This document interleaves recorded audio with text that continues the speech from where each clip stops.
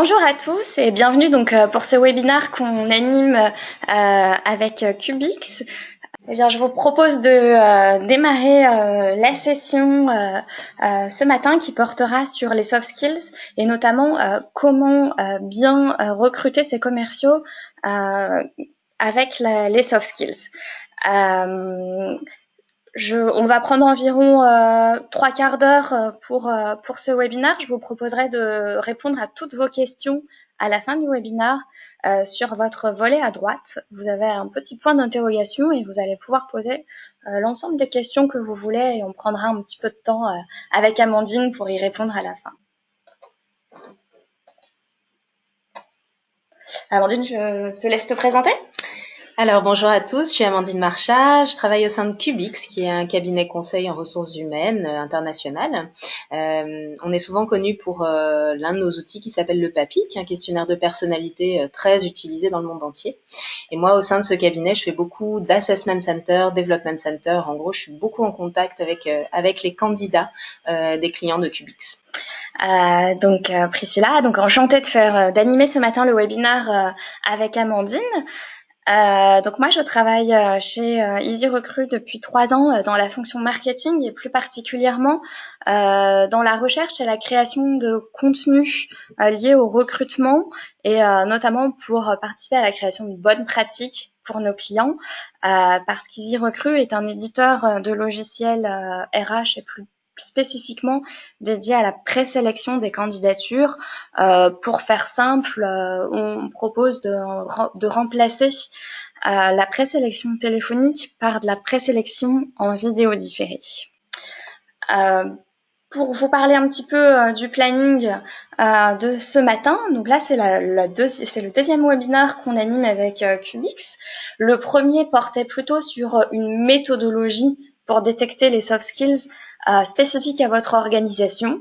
On pourra éventuellement vous repartager les supports si cela vous intéresse. Aujourd'hui, on va plutôt parler de la fonction commerciale et des soft skills. On verra un petit peu justement dans une première partie pourquoi on s'intéresse particulièrement aux commerciaux aujourd'hui et quelles vont être les compétences clés pour les identifier et ensuite quelques méthodologies pour évaluer ces compétences en recrutement ainsi que quelques tips qu'on partagera et on répondra ensuite à l'ensemble de vos questions. Alors déjà, pourquoi évaluer les commerciaux ?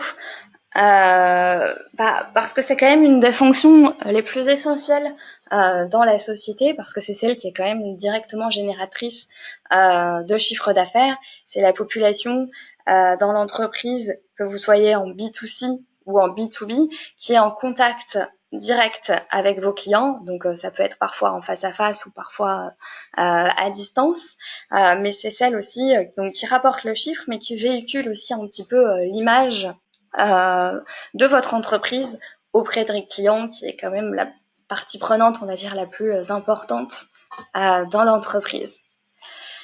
Je vous propose ici quelques chiffres pour remettre un petit peu les choses dans son contexte, voir un petit peu de qui on parle. Donc en France, on a 710 000 commerciaux, ce qui est à peu près 2,5% de la population active, ce qui est loin d'être négligeable par rapport à la population de l'entreprise, du monde de l'entreprise. Donc on entend par commerciaux toutes les fonctions qui participent directement à conquérir de nouveaux marchés ou à maintenir les parts de marché. Amandine détaillera un petit peu plus en détail les différentes typologies de commerciaux. Aujourd'hui, c'est quand même une fonction parce qu'on a quand même une reprise un petit peu de l'activité économique, et ce qui fait qu'aujourd'hui, 18% des offres d'emploi qui sont publiées concernent la fonction commerciale. C'est 10 points de plus que l'an dernier, donc c'est quand même une fonction qui est un peu sur lesquelles il y a pas mal de recrutements en cours et à venir.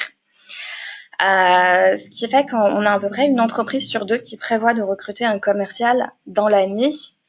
Comme à peu près toutes les entreprises en France, on a la région Île-de-France qui comporte 35% de la fonction commerciale. Donc chiffre assez important. Aujourd'hui, les secteurs qui recrutent le plus, alors moi ça m'a un peu surpris ces chiffres-là, mais 35% dans le secteur automobile. On a une reprise dans ce secteur d'activité, donc c'est vraiment la fonction commerciale est très très étroitement liée à la conjoncture économique. Et ensuite, les secteurs qui recrutent vont être l'assurance, l'immobilier, mais on a aussi l'apparition de nouveaux secteurs comme tout ce qui va être lié à l'industrie du logiciel, les ESN, qui recrutent de plus en plus de commerciaux, alors qu'avant, on avait quand même affaire à pas mal aussi d'entreprises dans le logiciel qui étaient juste des pure players, mais là, on a vraiment une fonction commerciale qui s'installe dans ces domaines-là. Donc une fonction importante par rapport au marché de l'emploi, mais par rapport au marché du recrutement, c'est aussi la 4e fonction la plus difficile à recruter. Un chiffre qui montre même jusqu'à la première fonction si on ne s'intéresse qu'à la population de cadres. Ce qui fait qu'on a chez les cadres plus de 50 000 projets qui n'ont pas abouti en 2016, ce qui est assez énorme quand même. Si on veut s'intéresser aux compétences qui sont les plus recherchés et les plus difficiles. Alors, on va avoir le métier de chasseur. Donc, le chasseur, c'est celui plutôt qui signe les contrats et qui faut rentrer les contrats, on va dire, dans l'entreprise. On a en 2e position les commerciaux qui ont une expérience dans un secteur d'activité donné. Donc là, on va plus être sur une expertise sectorielle. On a ce qu'on appelle aussi les éleveurs. Les éleveurs sont plutôt ceux qui, une fois que le contrat est signé, développent la relation commerciale au sein d'une entreprise, par exemple, ou qui vont faire tout le suivi, la relation client, ce genre de fonction. Et enfin, les managers. Les managers qui encadrent les équipes commerciales sont aussi des fonctions très recherchées. Donc je vous donnerai le lien si vous voulez consulter, ça vient d'une source Expectra qui s'intéresse à ces compétences et ces profils pénuriques. Donc une fonction qui est difficile à recruter et à fidéliser, on l'a vu, on en recherche de plus en plus, donc forcément quand on est sur un marché avec une offre et une demande, et par là on est un petit peu l'offre est un peu plus importante sur le marché du recrutement. On a un turnover en hausse. Il faut savoir que la fonction commerciale, contrairement à des a priori qu'on pourrait avoir, est une fonction qui est plutôt stable. Le turnover moyen est de 38 mois dans la fonction, de 43 mois, pardon, dans la fonction commerciale, alors qu'en moyenne, le taux moyen de turnover est de 38 mois. Donc ça c'est un phénomène qui est pas relatif à la fonction commerciale, mais qui est relatif aux nouvelles générations aussi qui arrivent sur le marché. Mais les juniors sont un petit peu plus frivoles que les seniors parce qu'ils restent en moyenne 23 mois. Alors ça va être aussi dû, on vient de le voir, parce qu'il y a plus d'offres, il y a plus de personnes chassées, ce genre d'éléments qui expliquent aussi ça. Donc les juniors, on entend les personnes qui ont entre 0 et 5 ans d'expérience. On a le secteur du B2C qui est aussi plus instable. On est à 32 mois contre 43 mois donc en moyenne. On dit souvent que parce que les cycles en B2C sont plus répétitifs et plus courts, donc voilà, peut-être une certaine lassitude qui peut se créer. C'est pas pour autant plus facile. Et on a des ruptures de période d'essai plus fréquentes, alors qu'elles soient à l'initiative du collaborateur ou à l'initiative de l'entreprise. Et pourquoi comme on le disait tout à l'heure, il y a une concurrence rude avec des opportunités en masse, donc on peut aller facilement voir un petit peu ailleurs ce qui se passe. Notamment, on parlait tout à l'heure de l'industrie du logiciel, donc la concurrence est rude dans ce domaine-là. Un chiffre aussi un peu surprenant, c'est que 2/3 des commerciaux n'atteignent pas leurs objectifs et plus d'un commercial sur 2 finit le mois à 40% ou moins de son objectif. Ce qui est quand même des chiffres assez frappants en termes d'atteinte d'objectifs. Il peut y avoir plusieurs raisons. Ça peut être aussi l'entreprise qui fixe des objectifs difficilement atteignables. Je ne pense pas qu'on peut dire que tous les commerciaux soient mauvais dans leur fonction.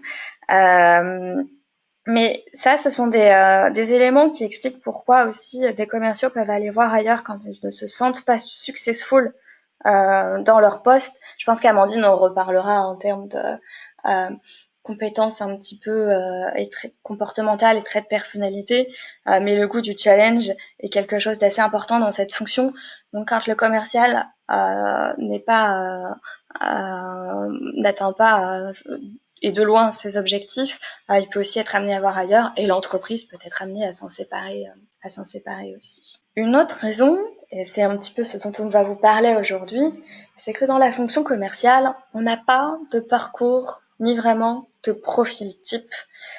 Tout ce qui est hard skill, donc qui est relatif un petit peu au diplôme, au niveau, aux certifications, etc., ne sont pas des éléments très fiables dans la performance d'un commercial. Avoir fait la meilleure école de vente ne garantit pas la performance du commercial dans le domaine-là.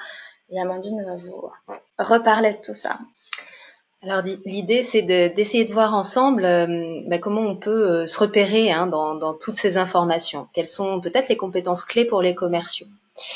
Alors, la première chose, peut-être pour structurer un petit peu notre point de vue, ça va être déjà de voir quelle typologie de commercial ou de vendeur on recherche. Et c'est vrai que quand on fait un petit peu des recherches, on voit qu'il y a finalement 3 grands types d'activités dans la fonction commerciale qui existent toutes ou en partie en fonction du poste.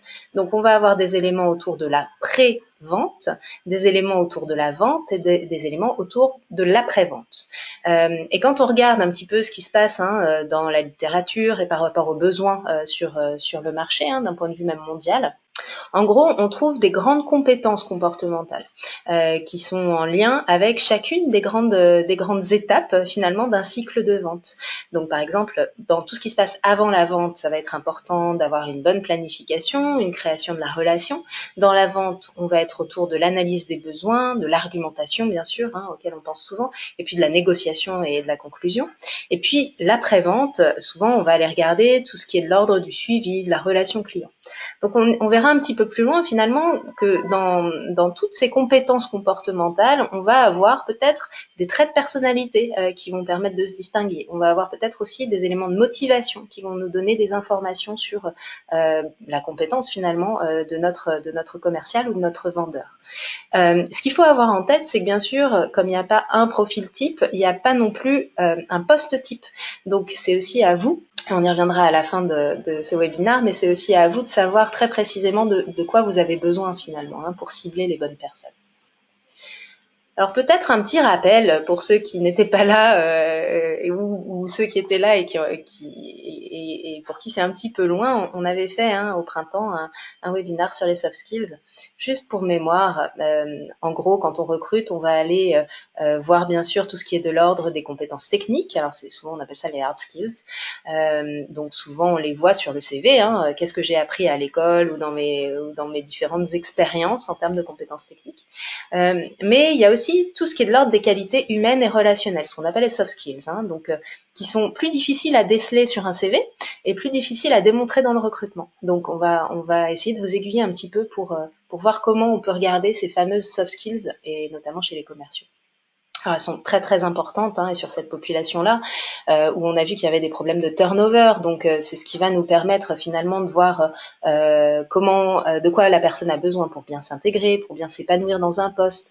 Ça va nous donner des informations bien sûr sur sa performance en fonction des besoins de l'entreprise, et puis aussi ça va nous permettre de savoir par rapport aux évolutions des compétences qui vont être attendues sur les postes à venir ou sur le poste à venir. Est-ce que la personne va avoir les motivations, va avoir les traits de personnalité professionnelle pour s'adapter à ces attendus. Donc voilà, ça c'était un petit rappel et c'est vraiment important, notamment aussi parce que 81% des recrutements qui n'aboutissent pas, alors soit parce qu'il y a rupture de période d'essai, soit parce que ça ne convient pas, la personne ne convient pas et s'en va, le sont pour cause de problèmes de motivation ou de personnalité. Souvent, on n'a pas trop de problèmes à voir les compétences techniques d'une personne, mais par contre, déceler les motivations et la personnalité au travail, est-ce qu'elles sont en lien avec la culture de notre entreprise? Est-ce qu'elles vont permettre à la personne de bien s'intégrer dans l'équipe? Est-ce que la personne a les qualités attendues sur le poste? Ça va être plus difficile à regarder, et notamment parce que ça se voit pas sur un CV.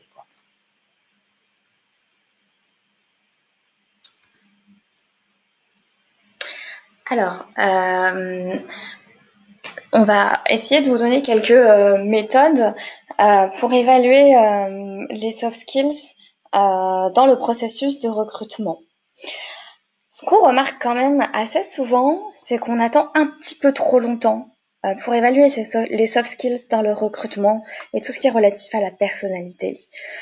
Souvent, on se rend compte en entretien en face à face, on a des mauvaises surprises parce que même si la formation matchait, les expériences matchées, en fait, on a un petit problème sur la personnalité, sur le comportement, qui n'est pas forcément celui lié à l'entreprise ou à la fonction commerciale. Mais on se prive aussi en même temps de bonnes surprises. Parce que par faute de temps, on peut pas forcément rappeler tout le monde et éplucher tous les CV. Et parfois, on va se priver un petit peu de profils atypiques qui seraient bons et performants dans la vente parce que certaines cases, on va dire plutôt d'ordre pratique, ne marchaient pas sur le CV. C'est pourquoi nous, chez EasyRecruit, on propose en fait d'intégrer la vidéo dès la présélection pour pouvoir un petit peu vérifier des traits de personnalité dès la présélection et ne pas attendre l'entretien en face à face. Pourquoi ? Parce que en fait, les traits de personnalité très marqués chez les commerciaux, c'est tout ce qui va être relatif à l'aisance orale, la capacité argumentaire, la présentation. Or, c'est quelque chose qui n'est pas forcément très évident à déceler par le téléphone ou sur le CV.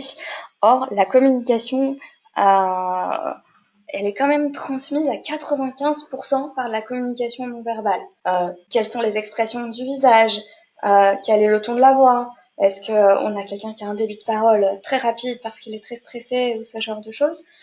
Et finalement, assez peu par le contenu des mots. Alors, là, je vous ai sélectionné en fait quelques questions qui sont posées en présélection par nos clients. Il faut savoir que sur la plateforme EasyRecruit, les clients ont la possibilité de personnaliser des questionnaires pour un poste donné, et donc ils vont pouvoir choisir soit dans une banque de questions, soit poser leurs propres questions pour analyser certains critères. Là ici, je vous ai fait une petite sélection parce que le recruteur a la possibilité de dire si la question lui a bien permis d'évaluer le critère attendu, le critère recherché. Donc ici, on va s'intéresser plutôt à la partie vente. Alors, deux caractéristiques ici sur cette question qui vont permettre d'évaluer l'orientation résultat et la persévérance. Par exemple, quelques jours avant la fin du mois, vous constatez que vous n'êtes pas aux objectifs attendus. Que faites-vous pour tenter de rattraper la situation ? Donc là, on a une question, c'est assez pratique par rapport à une présélection typiquement téléphonique. On ne se verrait pas trop poser cette question-là au téléphone. C'est qu'on va pouvoir poser une question un petit peu plus approfondie et surtout voir quelles sont les réactions du candidat sur cette question. Ici, une autre question, on a vu tout à l'heure que les managers n'étaient pas forcément la population la plus facile à recruter. Donc une petite question qui concerne plutôt les managers pour voir un petit peu leur impact sur l'équipe, leur capacité à créer un esprit de challenge. Ici, quelles sont vos bonnes pratiques pour maintenir une énergie positive dans votre équipe ? C'est une population qui aime le challenge, qui a le goût du challenge, et comment on fait pour la créer, comment on fait pour la maintenir. Donc voilà, ici un manager aurait la possibilité de s'exprimer sur ces bonnes pratiques en termes de management. Ici, on a une question, on a la possibilité de poser des questions écrites où la réponse est écrite. Ici, on est plutôt dans une configuration d'après-vente, où là, on va plutôt vérifier comment la relation est créée, comment la relation est maintenue avec le client. Donc, on a plutôt une mise en situation. Vous avez 5 minutes pour rédiger un email à un client mécontent, du délai de réponse du service client, voilà, comment le candidat va répondre. Donc là, on va pouvoir vérifier aussi d'autres critères comme l'orthographe, ce genre de choses. Alors, ici, nous, on a l'habitude de comparer un petit peu la présélection téléphonique et la présélection vidéo à une coupe de champagne et à un ballon. Alors, je vous explique. La coupe de champagne, c'est plutôt la présélection téléphonique où, en fait, on va sélectionner sur le CV, on va sélectionner un certain volume de candidats. On va ensuite faire passer à une présélection téléphonique, puis des entretiens. Et en fait, on a une shortlist qui reste quand même assez grande en termes de taille, parce qu'on a du mal à on va dire, distinguer les meilleurs candidats des moins bons, entre guillemets. Nous, en fait, ce qu'on propose et ce qui est particulièrement intéressant chez les populations de commerciaux, c'est qu'on propose un petit peu d'inviter en présélection vidéo plus de candidats, en moyenne 25% de candidats. C'est un chiffre qui peut monter un peu plus sur les populations commerciales. C'est-à-dire qu'on fait, comme le CV n'est pas un très bon indicateur, c'est pourtant celui qu'on reçoit en candidature, toujours, comme il n'est pas un très bon indicateur, on propose d'inviter plus de candidats et d'être moins sélectif sur le CV pour un peu donner la chance à plus de candidats, plus de profils atypiques, de s'exprimer sur de la mise en situation où ils peuvent se révéler davantage sur ce type de questions. Et en fait, in fine, pourquoi cette forme de ballon, c'est qu'in fine, en fait, à la fin de cette présélection, on détermine des shortlists un petit peu plus petites et plus restreintes parce que l'apport de l'image de la vidéo offre un complément précieux sur l'aisance orale du candidat, sa façon de se présenter, d'argumenter. Donc voilà, des shortlists in fine un petit peu plus qualitatives. Une fois qu'on a fait une présélection, on va passer en phase de sélection. Et je vais vous parler peut-être de 3 façons de le faire. Assez classiquement, on va rencontrer les candidats et on va les interroger lors d'un entretien qui peut être basé sur les résultats à un questionnaire de personnalité.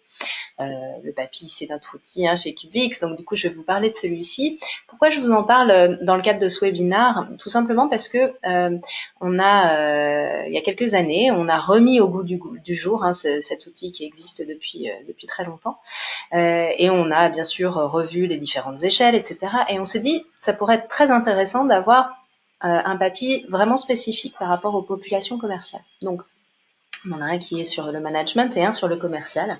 Je vais vous parler du commercial aujourd'hui.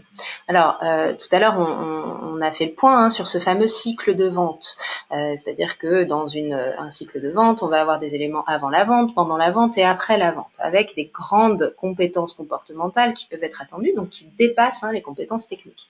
Et en fait, tout simplement, nous, ce qu'on a fait, c'est qu'on a associé les échelles de notre questionnaire de personnalité, le PAPI, et on a, grâce à un algorithme, en fait, permis de voir d'un seul coup d'œil, après la passation du candidat, quelles peuvent être ses forces et ses axes de progrès.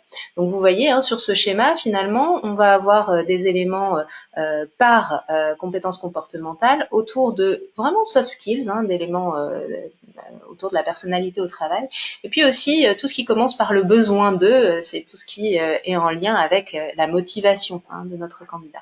Donc voilà, le PAPI, c'est vraiment ça. On est autour de ces 2 éléments-là. Quels sont mes rôles comportementaux au travail, ma personnalité au travail, et quels sont mes besoins au travail. Dans le PAPI commercial, ce qui va être intéressant, c'est qu'on va retrouver les 22 échelles de personnalité classiques du PAPI, mais on va y ajouter 3 échelles supplémentaires qui sont vraiment le besoin d'établir des contacts, donc de faire du réseau. On va avoir des éléments autour de la résilience, donc la stabilité émotionnelle un peu face à des difficultés, comment je vais rebondir pour maintenir peut-être mon niveau niveau d'efficacité et d'un point de vue émotionnel, comment je fais ça. Et puis ma persévérance, et notamment face aux objections que je vais recevoir. Donc on retrouve ces différents éléments, plus d'autres éléments du papier dans les différentes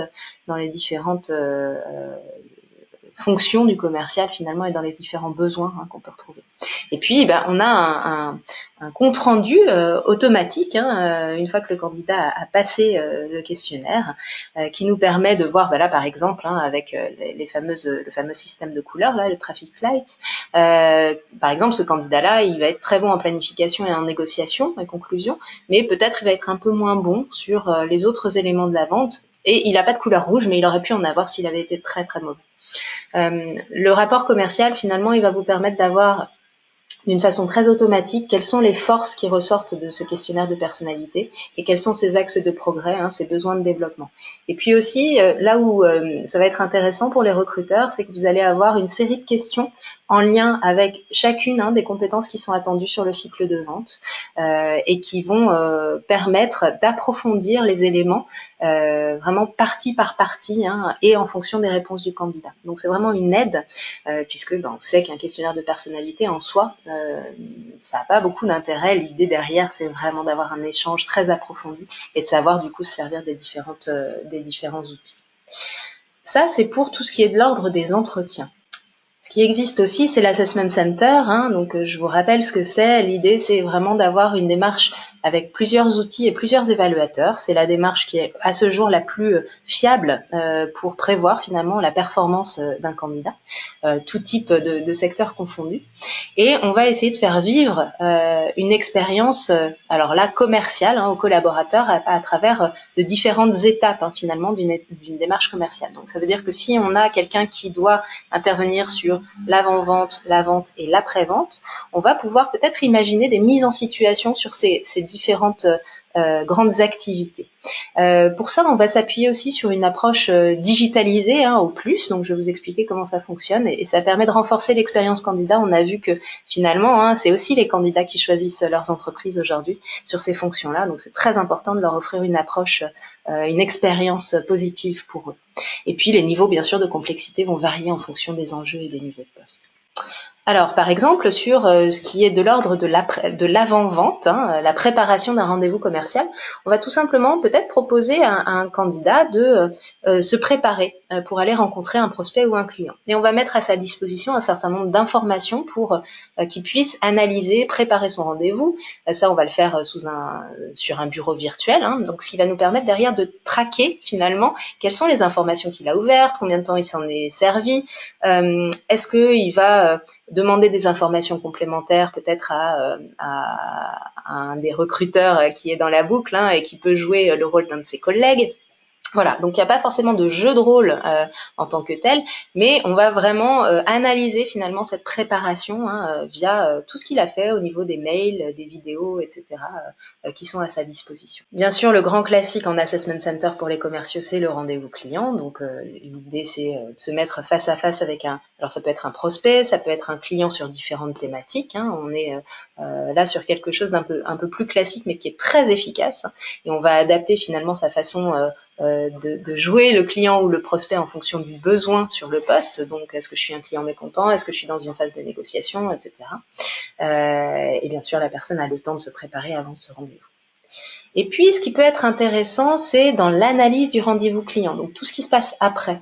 Et là, on peut proposer, par exemple, au candidat d'aller rédiger un compte-rendu de son entretien avec le client ou le prospect qu'il a rencontré à destination de son patron ou de son directeur commercial et de voir comment il en fait la synthèse, est-ce qu'il a compris les différents enjeux, quelle suite il envisage, est-ce que par exemple il va se servir de difficultés pour essayer de faire de la vente additionnelle, ce genre de choses.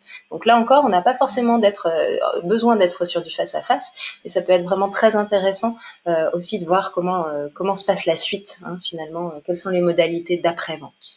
Aller analyser tout ça. Un dernier outil qui peut être vraiment très intéressant et que je voulais partager avec vous, c'est les questionnaires de jugement situationnel, SJT en anglais. Chez Qubix, on en a développé un spécifiquement sur le retail, donc on va vraiment être sur des problématiques en magasin. Le principe du SJT, c'est d'être sur une évaluation des comportements privilégiés face à des situations professionnelles problématiques.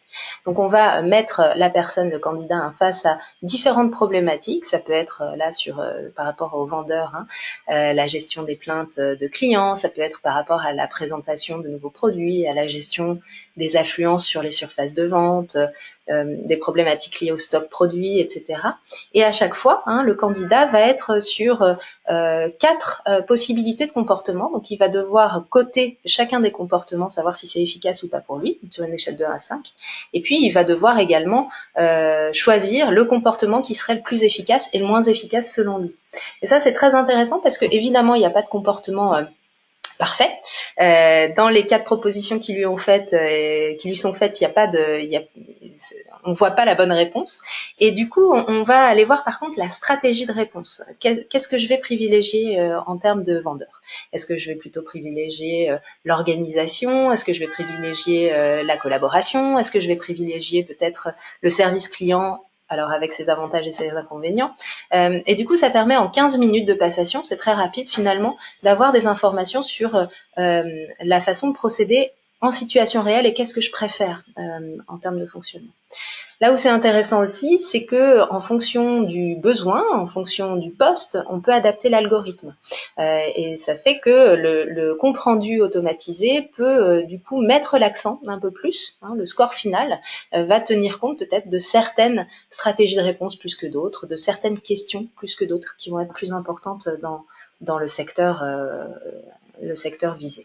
Donc là, vous avez un exemple de question sur ce fameux SJT Retail, où l'idée, là par exemple, on propose à la personne d'être au rayon femme du magasin, un de ses collègues est en retard, et comment est-ce qu'il va faire dans cette période de vacances par rapport au monde en caisse. Et il y a quatre possibilités, et à chaque fois je cote sur une échelle de 1 à 5, est-ce que c'est efficace, et puis laquelle je vais choisir par rapport aux autres. Donc voilà, par rapport aux grands outils qu'on voulait vous présenter ce matin pour être un peu différent par rapport aux habitudes dans nos recrutements et pour cibler vraiment les soft skills. Pour aller peut-être plus loin, on va terminer par des tips, des conseils qu'on pourrait vous donner. Le premier grand conseil, c'est vraiment d'être au clair sur votre analyse de poste finalement. Parce que bien sûr, il y a plein d'outils à votre disposition, mais vous l'avez vu, il n'y a pas un type de commercial, il n'y a pas une compétence ou certaines compétences qu'il faut privilégier par rapport à d'autres. Ça va dépendre vraiment de vos besoins sur votre population. Donc la première chose, c'est soyez au clair sur ce dont vous avez besoin en fait. Et pour l'analyse de poste, pour faire un petit rappel par rapport au premier webinaire qu'on avait animé ici, bien sûr, vous avez l'analyse des fiches de poste, l'observation in situ est évidemment très très riche d'enseignements.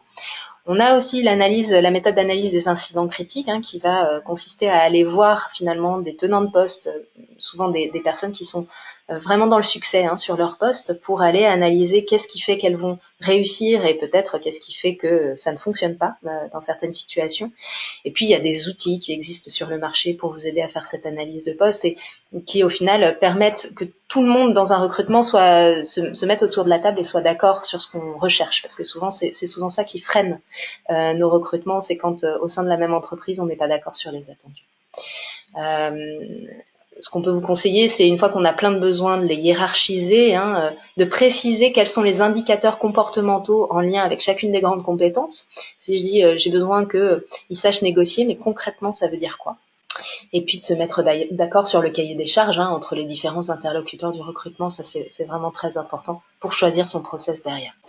Alors nous, vous l'aurez compris, notre méthode d'évaluation des soft skills, elle passe par le questionnement et par l'analyse des réponses du candidat à ces questions. Ce qu'on remarque très très souvent, c'est que parfois des recruteurs ou certains de nos clients vont poser des questions, mais en fait la réponse du candidat n'est pas forcément intéressante par rapport aux critères recherchés. Ce que disait Amandine tout à l'heure, il faut être vraiment au clair sur les besoins et sur ce qu'on recherche. Du coup, nous, ce qu'on conseille déjà, c'est de sélectionner 2 soft skills à évaluer par étape du processus de recrutement. Nous, en général, Nos clients vont plutôt en présélection s'intéresser à 2 soft skills dont souvent l'aisance orale et la capacité argumentaire, je suppose, parce que ça c'est les 2 critères qui paraissent assez fondamentaux chez les populations commerciales. Ensuite, il faut vraiment essayer de poser des questions ouvertes et des questions qui permettent de mettre un petit peu en situation le candidat, voir quelles sont ses réactions. Comme ça, le candidat peut s'exprimer de façon plus concise, précise et surtout illustrée. Alors, on a une méthode qui s'appelle la méthode STAR, qui permet en fait, la formulation de la question va permettre au candidat de pouvoir exprimer un petit peu la situation de départ, quel va être le travail et les actions menées, et aussi surtout les résultats obtenus.